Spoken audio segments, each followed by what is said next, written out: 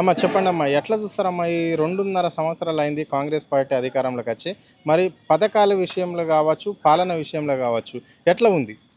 పథకాల విషయంలో అయితే ఇది ఐ మీన్ బసెస్ది అయితే ఇచ్చిర్రు. అదైతే ఒక్కటి నడుస్తుంది కావచ్చు. మిగతాయి అయితే గ్యాస్ది కానీ ఇంకేవి కానీ ఏ ఒక్కటైతే ప్రజెంట్ అయితే ఏవి కూడా వస్తలేవు. దాని గురించి అయితే అసలు నాకు తెలియదు కూడా. ఎందుకంటే ఏవి మనకి ఇస్తా అని చెప్పి ఇచ్చి ఏవి కూడా జరగట్లేదు కాబట్టి దానికోసం మాట్లాడుకోవడం కూడా వేస్టే. ఈ ఇల్లుల విషయం అయితే మా సొంత ఇల్లులు మా జాగాలు తీసుకునే ఇంతవరకు మా ఇల్లులు మాకు ఇప్పటివరకు రాలేదు. 5 ఏళ్ల నుంచి ప్రజెంట్ మేము ఇంకా తిరుగుతూనే ఉన్నాం కానీ ఎక్కడికి వెళ్ళినా కానీ మమ్మల్ని బయటికి పంపించేస్తున్నారు. ఇల్లుల కోసం కూడా నేను మాట్లాడి కూడా ఎలాంటి రెస్పాన్స్ కూడా ఏది లేదు. అంటే ఇక్కడ ఎమ్మెల్యే కలిసిరా మరి ఎప్పుడన్నా మీరు? ఎమ్మెల్యేకి కలిస్తే బయటికి పంపించేస్తున్నారు కాబట్టి మేము ఎమ్మెల్యేలు కలిసి కూడా మమ్మల్ని బయటికి ఏంచే పంపించేస్తారు. ఎమ్మెల్యేలు కలిసిన అదే రెస్పాన్స్ ఉంది. ఎంఆర్ ఆఫీస్కి వెళ్ళిన ఆయన బయటికే ఒక్కోసారి పిలిచి మాట్లాడిండు. సెకండ్ టైం నుంచి మేము వచ్చినామంటే బయటికే పంపించేస్తుండు. ఆర్డీ ఆఫీస్కి పోయినా ఎట్లాంటి యూజ్ లేదు. కలెక్టర్ ఆఫీస్కి వెళ్తే ఫస్ట్ టైం వెళ్ళినప్పుడు సెకండ్ టైం కల్పిస్తాం మేడం అని అంటారు. అక్కడికి కూడా బయటికి పంపిస్తారు. ఎక్కడికి వెళ్ళినా ఎలాంటి రెస్పాన్స్ లేదు. అసలు గవర్నమెంట్ అనేది అసలు మమ్మల్ని పట్టించుకోవట్లేదు కూడా.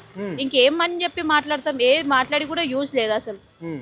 మరి ఎట్లుందమ్మా? కేసీఆర్ మీ మీద ఇండ్లు అలాట్ చేసిన తర్వాత ఇక్కడ కాంగ్రెస్ వాళ్ళు ఎవరు ఎందుకు తీసుకుంటున్నారు? మీ స్థావులలో మీకు ఇండ్లు ఇవ్వాలి కదా.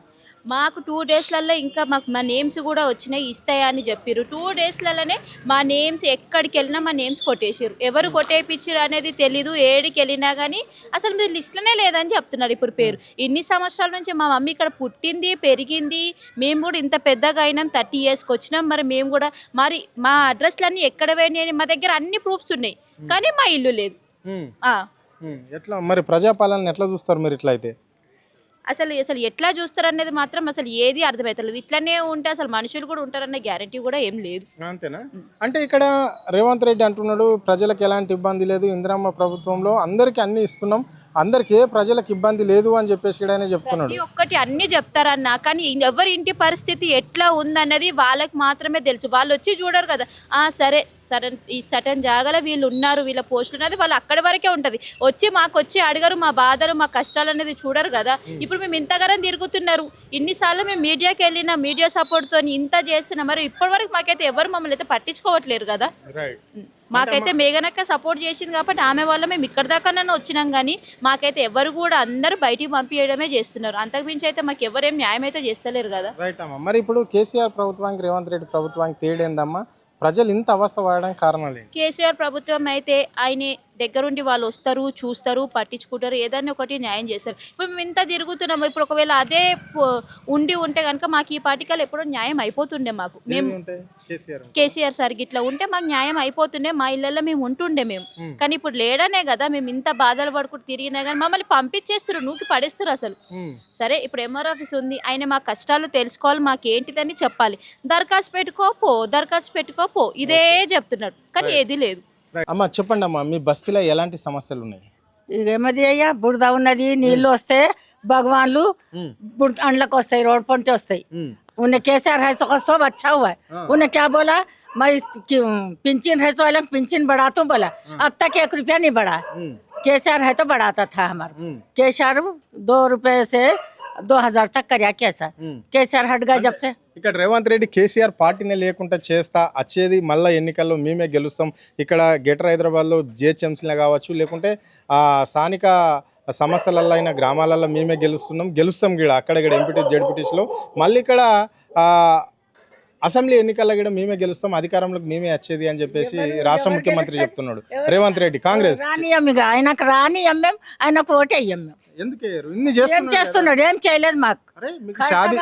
ఏం చేయలేడు ఆయన. షాదీ ముబారక్ తులం బంగారు కూడా ఎవరికి ఇచ్చిండు ఇప్పటిదాకా? ఎవరికన్నా ఇచ్చిండా? ఎవరికి ఇవ్వలేడు. మాకు వద్దు కూడా ఆయన వద్దు మాకు. ఎందుకు వద్దు మాకు? ఇది ఏం చేస్తున్నాడు ఇప్పుడు? ఆయన వస్తే ఇది చేస్తాడు, ఏం చెయ్యాడు ఆయన. కేసీఆర్ అంటే ఇప్పుడు నువ్వు చూసినావమ్మా, చాలా మంది ముఖ్యమంత్రులను చూసినావు, అంటే ఇలాంటి ముఖ్యమంత్రిని ఎప్పుడన్నా చూసినావా? అంటే ప్రతిపక్షులను సావడము, వాళ్ళ సాగు కోరుకోవడం అనేది ఏ ముఖ్యమంత్రిని అన్న చూసినావా?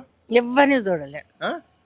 మరి ఎందుకు కేసీఆర్ మీద ఎందుకు పడేడుస్తాడు? అంటే కేసీఆర్ మంచిగా చేసిండు అని కేసీఆర్కి మాట్లాడతాం. కేసీఆర్ కావాలి అంటున్నాం మేము. ఎవరు రావద్దు. ఏమేం చేసిండు కేసీఆర్? ఏమేం చేసిండు? ఏమి ఏం చేస్తాడు ఆయన? ఏమన్నాడు? ఏమన్నా 4 లక్షలు ఇస్తా 5 లక్షలు ఇస్తా ఇండ్లు కట్టుకోవాలా అన్నారు. కట్టండి ఇచ్చినారా? ఇస్తున్నాడు కదా ఇందిరా ఎవరు ఇస్తున్నారు? ఎవరికి ఇస్తున్నారు?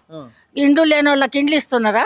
వీళ్ళు పేదోళ్ళకని ఇండ్లు ఇవ్వాలి కదా, ఉన్నోళ్ళకి ఇయ్యకు, లేనోళ్ళకి ఇవ్వాలి కదా. అవును. మళ్ళీ లేనోళ్ళకి లేదు, ఉన్నోళ్ళకి ఇస్తున్నాడు, లేనోళ్ళకి ఏం లేదు. అంతే. అందుకే ఇప్పుడు కాంగ్రెస్ గవర్నమెంట్ ఎవరు రావద్దు కొన్ని. Okay right. ఇది పరిస్థితి మనం చూసినాం కదా. ఇక్కడ ప్రభుత్వం ఫలాలు ఖైరతాబాద్కు సంబంధించి బీజీఆర్ నగర్లో ఏ విధంగా అందడం లేదు అని చెప్పేసి ఇక్కడ పబ్లిక్ చెప్తున్న మాటలు.